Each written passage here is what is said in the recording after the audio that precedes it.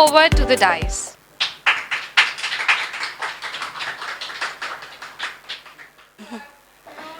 I request the audience to please come forward.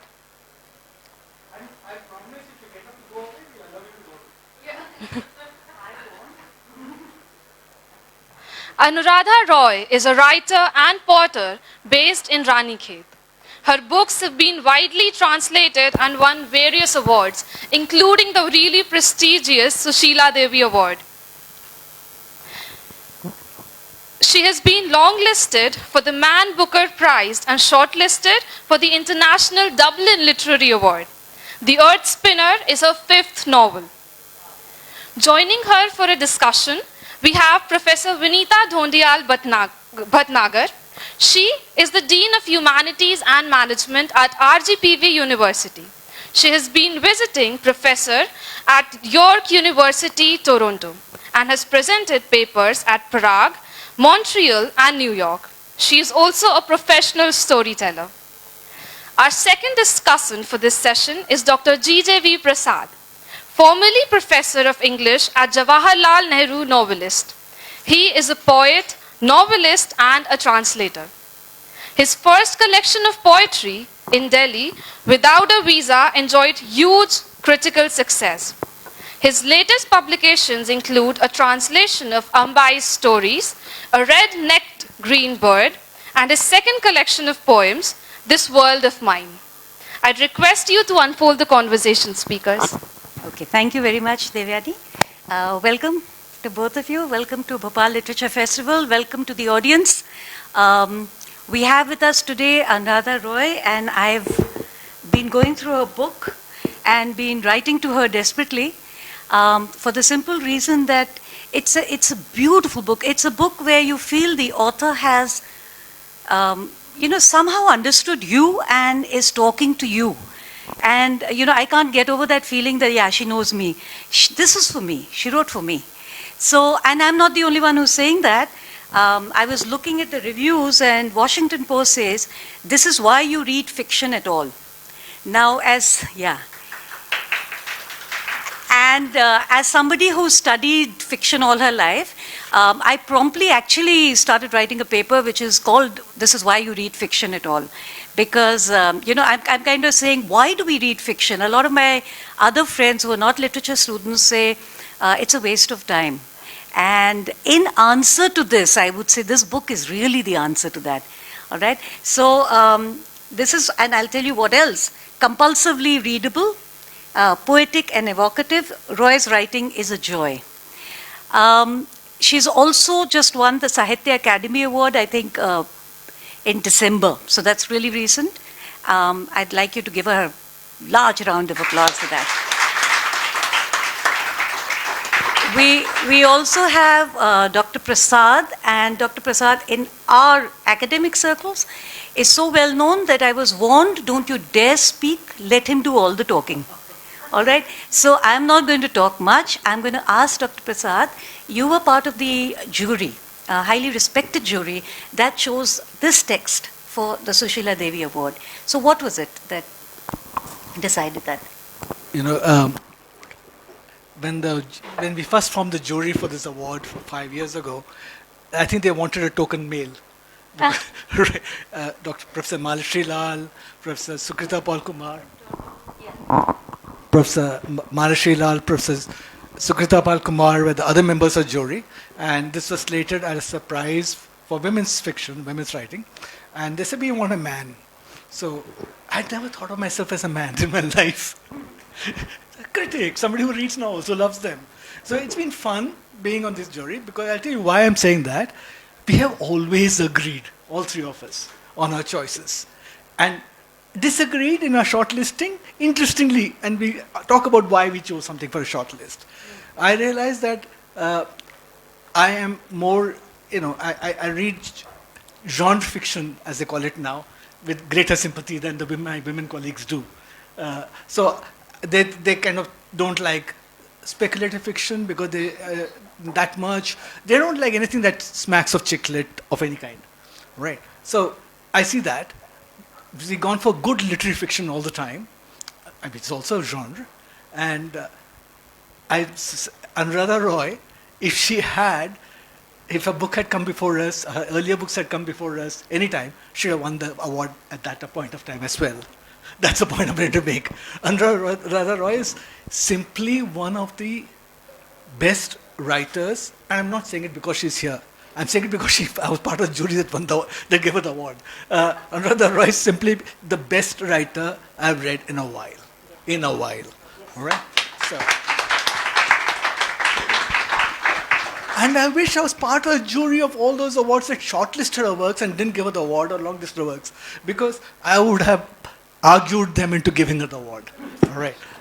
It is a wonderfully written book. Before we take over and she takes over, and Vinita asks the questions and starts a discussion with the author as it should be. Just on behalf of the jury, I must say that this time we completely agreed. Normally we have a short list of 5 or 6. This time we had a short list of 2, and that was because we needed a short list. Right? Our final meeting was over in 1.5 minutes. And then we sat there drinking coffee. Right? So it was a lovely meeting because we said, who do you think? I said, shall I go first? And I said, obviously, Earth Spinner, Anuradha Roy. And the others said, done. Coffee. Right? That was it. I'll tell you why. This is a beautifully written novel. Beautifully written. I mean, the narrative is something that will seduce you completely. It's also is a kind of easy telling. I don't know how to put this, where a writer is in so much control, so he has such a command. It's like somebody telling your favorite relative who tells stories, and the story seems to go somewhere, come back, but the main line is never lost sight of. As you listen to a story going different places, you are confident that the whole thing will come together. You're going to reach a story will be told. It's not that other stories distract or things take you away. That the narrative style that I was talking about is not a narrative style. It's not simply virtuoso performance that you just say, wow, wow, technically superb. No, this is a story that touches you. This novel that touches you. It is virtuoso performance. It is great narrative style that she shows us. She shows a writer in control, but a writer with content, with something to tell you, something to share with you. And it's not moral, but telling you a story, right? It's just wonderful. And there are things in the novel that I saw, I did not see in the reviews of the novel. Right, that's also interesting to me. So if we want to start, I'm just going to start with one question, then you take over. Yeah, I thought that there was this whole line of the crush that Sarah has on Ilango, right? And nobody really talks about it. In the reviews that I read, people analyze the book completely, but they don't talk about this. And where does it go? Does it not go? It's so interesting to see it, right? And how it's sublimated in a certain sense. So this is a book that, as I said, you'd love, but I wanted to ask her this because I want to know if she saw it, only I saw it. Thank you. Thank you. It's actually quite overwhelming for me to hear what you said about the book. It's just, thank you so much, both of you. The question he is asking is about Ilango and Sarah. Ilango is a traditional potter who lives in Sarah's neighborhood. Sarah is a child of about 6 or 7 when we encounter her first, when she's modeling little things with clay. And Ilango realizes this child has a gift and he takes her over as a student. And he's also in her life because he can't earn enough through pottery. As we know, potters are poor people, and he rides a auto rickshaw. I'm also a potter. I can tell you, we can never make money from our pots. So she's sort of grown up as a child in his care, in a sense, both in being taken to school and in being taught this craft. And I'm so delighted he noticed this, because as you say, maybe people are too prudish to accept that a child can have these she's confused by these feelings. What does she feel about this man who she's known as a teacher, but who she's suddenly starting to notice as a man, and yet she doesn't admit this to herself clearly at all throughout the book. And how is it resolved through her young, it's actually the agent of her growing up, of a sense of leaving childhood behind, when she learns how to deal with this feeling that she has for her teacher. So you're absolutely right, and I'm glad you asked that. Okay, I saw it too. And what I thought, when they said, this is why you read fiction, and one of the things that I notice is that we as readers, we see things that maybe the character doesn't see. And that feels so good. That feels so good because you feel she does have a crush. She is jealous of this relationship that he has with somebody else. But she doesn't know it. So that thrill. And as you said, it's very, in a way, it's such an easy read. But actually, when you start reading it as a writer, and I really think you're a writer's writer. I mean, there's so much to learn. I've read this book thrice. Because when you read it as a writer, you start to wail. You start to say, how is she doing this? How is she creating this effect or this character, that she's doing? And how is she making you feel people's emotions, look at their behavior, read their minds, way ahead of what the character is, knows about themselves. So yeah, I did see that too. I want to go to a really introductory kind of question, but before that, this whole idea of teaching as a teacher, this bond that you have with your students. So I have all my students here, and I did tell them I'll mention them.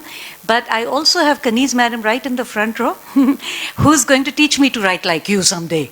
So, but I'm going to ask a very, very introductory kind of a question. So here's the book, and it's called The Earth Spinner. And Anuradha just told me that some people seem to think it's about, right here, somebody was talking about it and saying, environment ke bare mein hogi. So I have to tell you, I was sitting in the second row and waiting for this session to start. And, Mr. Adani and his boats blazed forth, and then they left. And then the people sitting next to me said, are you staying for the next one? Then the other guy next to the girl said, Are, ecology ke baare mein hai, chalte hain. And they all left. So please, आप इनको बताएंगे कि ये किसके बारे में है? What is the Earth Spinner about? And also this beautiful, if you see the cover, I wish I could just pass it around. It's such a beautiful cover. So can you talk a little bit about that? Actually, this cover shows, as you can see, it shows a horse that is on fire. And the book opens, Ilango is a traditional potter. By traditional potter, I mean, today I went to the Tribal Arts Museum, and it was quite astonishing to see these giant heaps of clay horses over there, because the horse as an object of worship is all over India in various ways. And these were horses made by the Bhils, which were kept on one side of the museum.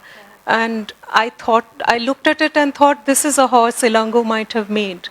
But these horses are made in South India, and they are very large. They are about 7 to 8 feet tall. And the book opens with our potter Ilango waking from a dream in which he has dreamt of a horse that is breathing flames. And he lies back for a while wondering what this dream meant.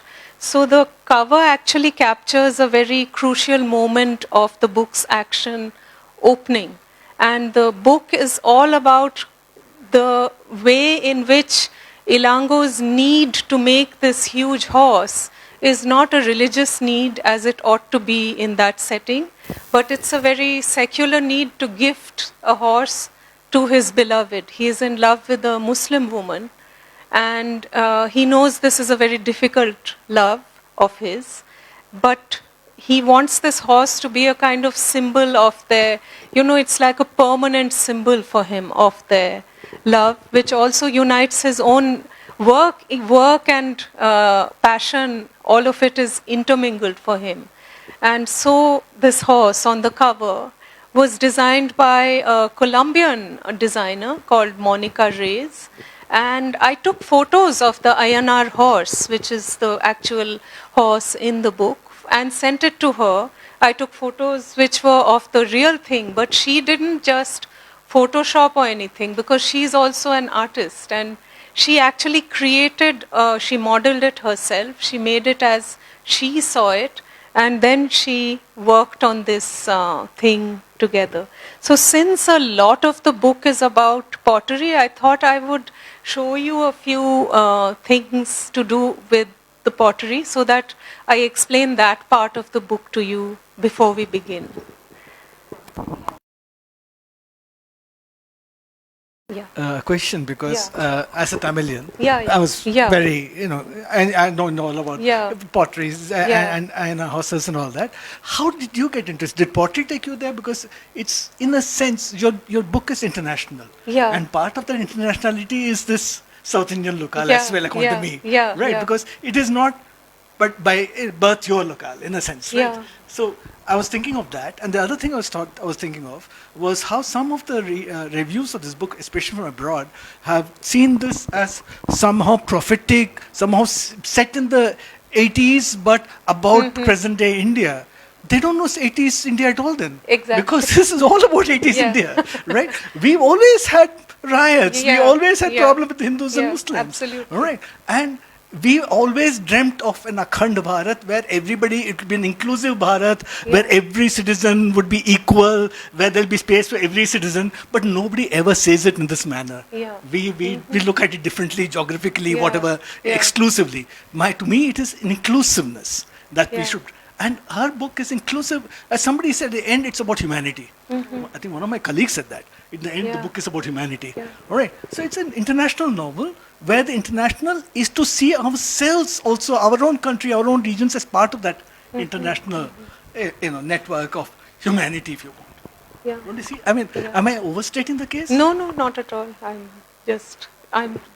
I find it really moving that you read the book with so much feeling, because as a novelist, what you really hope is that a novel will suck in the reader, and that the reader will share the universe you're trying to create, and the whole thing you feel while writing, as you know, as a writer and poet yourself, that you have to bridge that, you have to make that leap somehow from yourself to there, who is the reader. So it's, and as for the part of it that you wanted to know why the horse from South India, it's partly because I consider myself a Hyderabadi. I grew up there, and even in Andhra, these horses, and apart from that, in Bengal, I'm by birth Bengali, you had the Bankura horse. So as I thought about it as a potter, I realized that this horse as a mythic and sacred figure is almost all over the country, and not just this country, but elsewhere.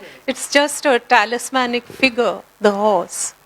And in this case, we have a terracotta horse.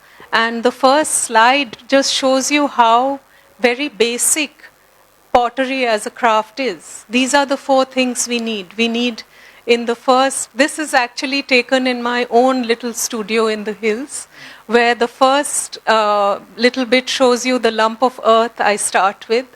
The second shows you what has happened to it on the wheel. It's become this pitcher which I've made. The third shows you after the pitcher reaches a stage which is called leather hard, which is when you can carve on it. Then I've used a tool and carved on it. So now you have earth and water, the wheel and hands and tool, which have made this object. And the very last one shows you what it has become when minerals, oxides and heat join that whole kind of symphony that's going on. And you are left with this completely altered object, which almost seems to have no connection with the very first lump of earth, and yet it is that. It's just been transformed in this elemental way. And if we could, how do I change the slides? Okay.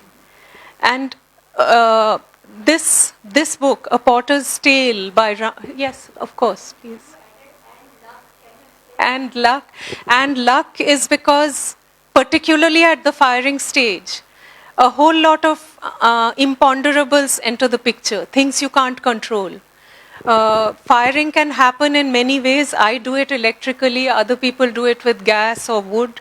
But in that stage, there are things that happen. All potters, whether they are religious or not, will tell you they believe in a kiln god. And when the firing comes out right, sometimes you open the kiln and all your pieces have broken. You have no idea what has. So all your months of work have vanished. So that's the luck part of it. So A Potter's Tale by Ramu Vellar is a book published by Tara Books in Chennai.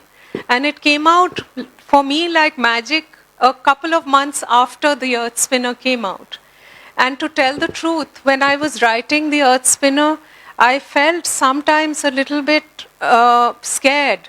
Actually, a sign of, I know both to fear it and want it, that when you are writing a book, if you don't have this feeling of fear that I will not be able to do this, I am taking on too much, I am jumping off a cliff and I don't know where the bottom is. If there isn't that fear inside you, also it won't, then nothing interesting will come of it, and yet the fear just is there all the time. So my fear in this case was, he is a traditional potter. I am a very privileged potter who is doing it because I just enjoy it. It's not for earning money. And what do I know of the life of a very poor person living in a semi-slum in Hyderabad? And when I read this book by Ramu Vellar, in some strange way, many of the details, even down to the drumstick tree that Ilango has in his courtyard. Ramu Vellar said that as children we had this drumstick tree and we would make ourselves some sabzi at the end of the day. And I felt deep relief that I had got many of the details right. Although to me, Ilango was never the absolute village potter. He is actually educated. He has gone to exhibitions abroad, which many traditional potters do make the transition quite successfully because their levels of creativity and skill are so gigantic that for them to make things enormous, intricate, which we would never make in 2 lifetimes, but they've been learning since they were babies, so they are able to do it. And some of them do make this transition to the larger world of art and galleries and more money from the work that they ought to make. So Ilango is one of those people who is in the process of making this transition when we meet him. This is how clay is wedged by a traditional potter. I would do it with my hand because I do at most 2 kilos or something. But people who work in these big workshops always do it with their feet because there's just a whole lot of clay. And I picked this slide from Pakistan on purpose, just to show you how universal is this practice of pottery all across Asia and pretty much across the developing world.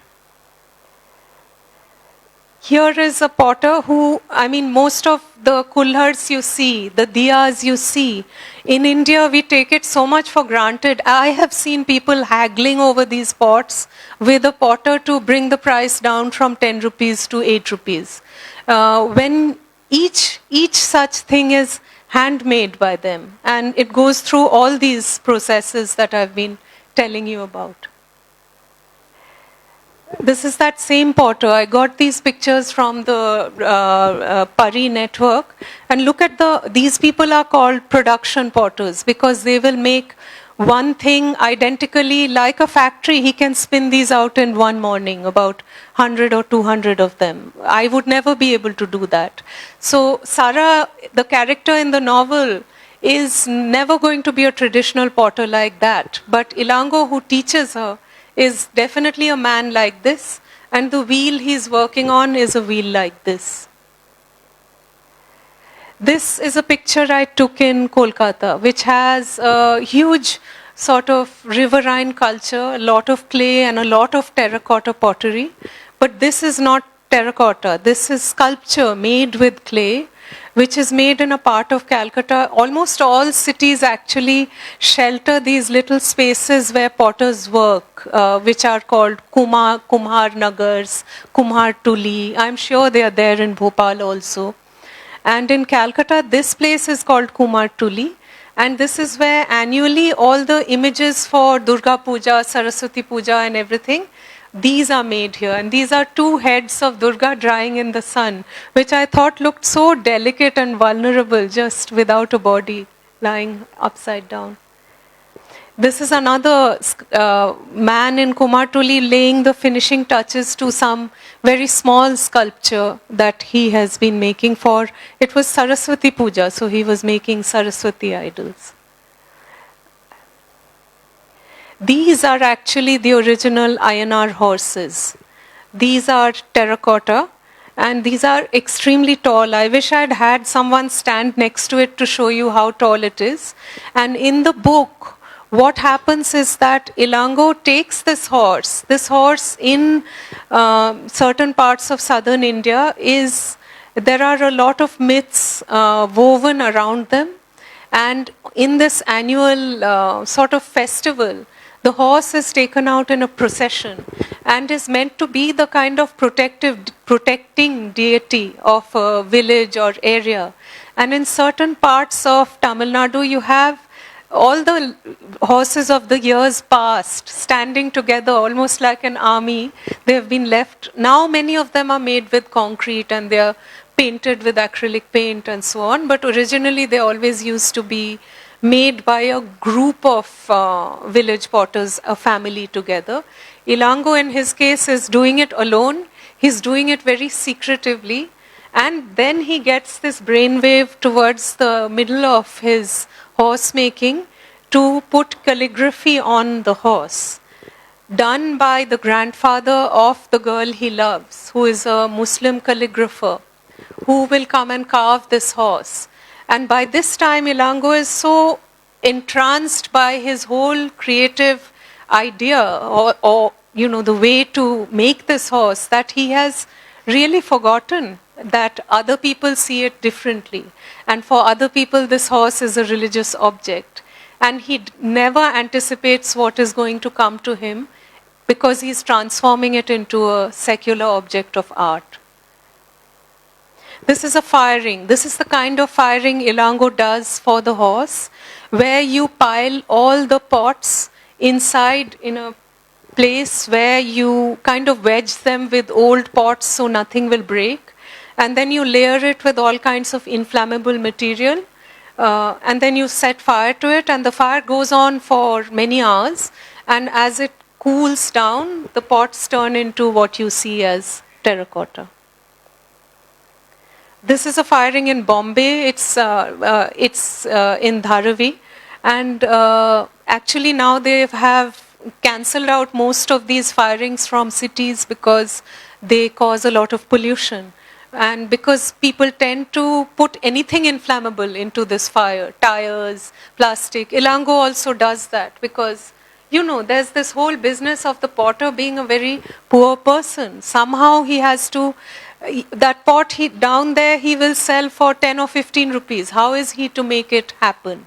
So there's this whole conflict now about ecology and environmental friendliness and pottery. So you brought that into the talk. Yeah. Oh, you recall it? Yes. They were right, you mean? Yeah. This is my kiln, a very humble electric kiln, which is not polluting at all, but it relies on Uttarakhand power, and so very frequently my firings fail because of power cuts. Now, this is where I wanted to tell you how the pottery and writing comes together for me. Because I had my first teacher was this old Bengali potter who had trained in Japan.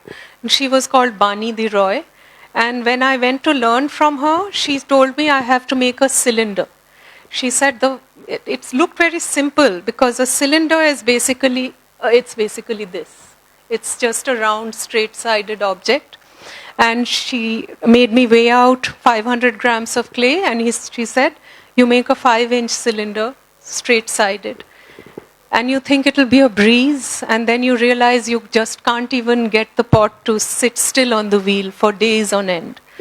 And then finally, one day after maybe 10 days, I managed to make what I thought was the perfect cylinder. And she just gave it this sidelong glance and she said, throw it out and start again. And I felt just completely crushed by this, because I thought I had actually made something beautiful. To you, when you are a beginner and you've managed just to make this shape, you can't bear to take it off the pot and throw it out. But then this has become almost my motto for writing, because even when you are writing, there are infinite numbers of times when you think you've written something wonderful, but you come back to it after a week and you can see it's complete crap. So you know that you have to throw it out and you have to start again. And it made me feel that the kind of patience and persistence you need for transforming that lump of clay into that finished vase, all the stages that it goes through is a kind of drafting and redrafting and re-redrafting that the writing of a novel, Vinita mentioned the sort of shape of the novel, that it's very intimate, seeming to be very relaxed, and how you hold, as you said, a thread of narrative right through. But to reach that point, there were, I can tell you, innumerable points when it was all thrown out and all begun again. So that's what I was. Yeah. Now, I have if you can see, I have tons and tons and tons of notes and tons of questions, but I think we have a very intelligent, aware audience right here. So if you want to go for, because she has won the award and the award ceremony will begin in the next hall. So if there are questions, then we can take those first. And if they're not, then I can continue. But I'm sure there are I did notice that people in that writing workshop, there were a lot of people who want to be writers. This is the time to ask. So, are there questions? Yeah.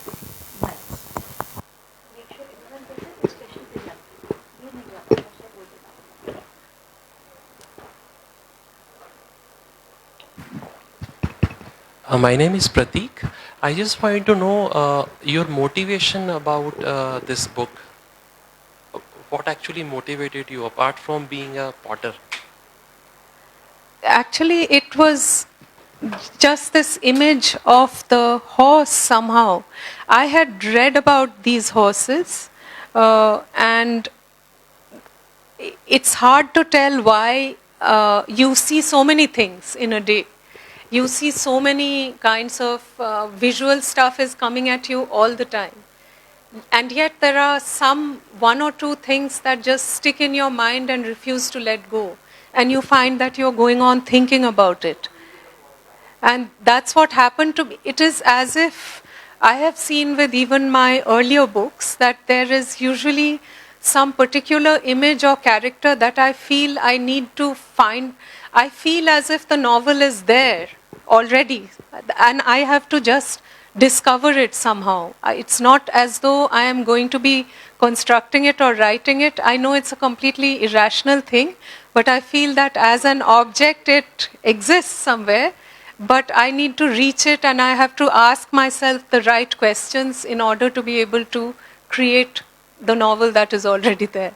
So in this case, this is how this particular image made me feel. I need to know who made that horse. Why did he feel the need to make it? What is the world that he lived in? Did he study or is he illiterate? Etc. etc. That's how it happened.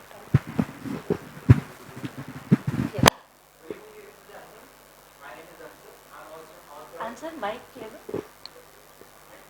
Where's the mic? Give him the mic. Hello.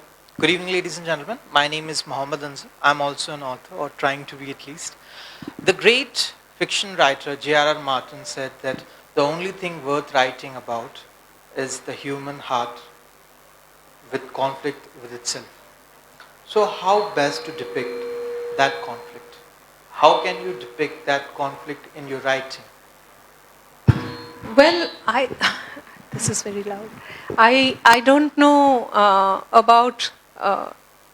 I operate partly on something this writer called Kurt Vonnegut said, who said you have to make the character want something. From the first page, even if it's a glass of water, the character has to want something, which I suppose does chime with the human heart, because in a larger way, it's what you're saying is that that you think fiction needs to be about things you feel, about emotions and intellect together. Yeah. I really don't, the conflict with itself, I suppose you mean that, you know, things that you are asking questions, that everything is not clear to you, that by writing a book, you're trying to make certain things clear to yourself. But also by writing a book, I myself would never seek to answer all these questions, because I don't think of a book as something that will, you know, that is there to give you a moral or to teach you a lesson or to clear all your doubts. That's not going to happen. I think books are meant to make you ask more questions and be sometimes even more wondering, well, what really happened? How do I feel? I'm not absolutely sure about this. Good evening, ma'am. I just want to ask you, I am a fledgling writer. Since I belong to the teaching profession, in any case, you're supposed to know your subject and write lectures, whatever. I've started writing in a different style now. And I noticed that when I start writing, it seems to keep coming. That's very lucky. नहीं, इसके बारे में क्या कहना है आपको? Well, you have to just hope it keeps coming, I guess. Because when it stops, then you are running out of ideas. What you're describing is just the sense of your own store of ideas that you have. Okay, you mean to say that my experientia is being reflected in my writing? My Yeah. unconscious and conscious experiences are getting converted into writing. I think that most writers hope that they will always have this whole stream of stuff coming at them, don't you think? Hey, but the problem, I mean, the issue which I've noticed is any topic I will start writing on, it just flows in. You know, I'm also very opinionated. So when I start speaking, I can keep speaking because I have lots of opinions, right? It keeps happening. You know, but one of the things that she said, I just want to point attention to, because you know I don't want to take too much time. When she talked about pottery and writing and throw things out, one of the things about Indian traditional work artists, that we think of artists, most Westerners think of them as craftsmen. Craftspersons. It was a huge debate a decade and a half ago in India whether we should call them artists or craftspeople, right? Because they do the same thing again and again, sculptures, what they do in temple gopurams, it's all the same thing. But they are artists and craftspersons, just like writers are, as you'll realize. When it comes, at some point you have to sit down, all the ideas are coming, flowing, you have to give it shape. At some point you have to start editing, right? And so the craft will have to come in. You're lucky it's coming, I'm brilliant. I wish all of us are lucky to be as fluent in writing, but at some point we'll have to become craftspeople. Absolutely. I couldn't agree more, really. Yeah. Thank you for all those questions, those interesting questions. And in the end, because we have to end because she has the prize winning, but I'd like to say that there's so many things. I mean, I was talking to Anuradha about it, and there were moments in the book that, you know, actually turned me up, which takes a lot. And there were also moments which were very beautiful. There was, I don't know, there was optimism and hope there. So all I'd ask you to do is, you need to experience. I mean, I could talk to you about it forever, but it doesn't happen. We didn't talk about the dog. Oh yes, my favorite. Can I tell you the most important? Yes. Well, one of the most important parts of the book is that there is a dog in it called Chinna.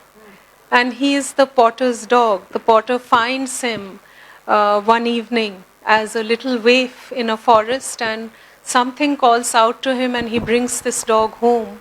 And he brings this dog up against many odds.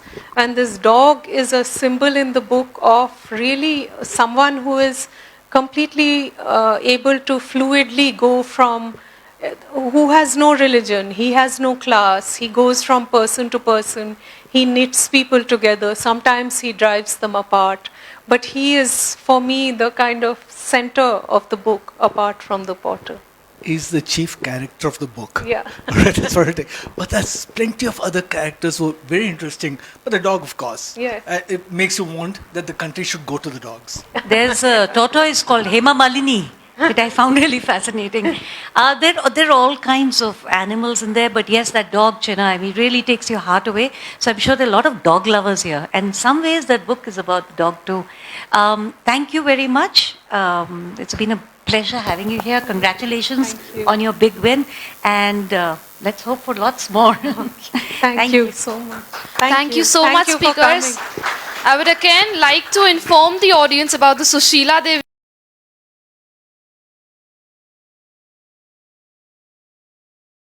Festival announces the Sushila Devi Award. It is for the best book of fiction written by a woman author. A huge round of applause for her, guys. Now, I would request Miss Richa Sinha to please come forward and felicitate the author and discussant with the memento as a symbol of our love, respect, and gratitude.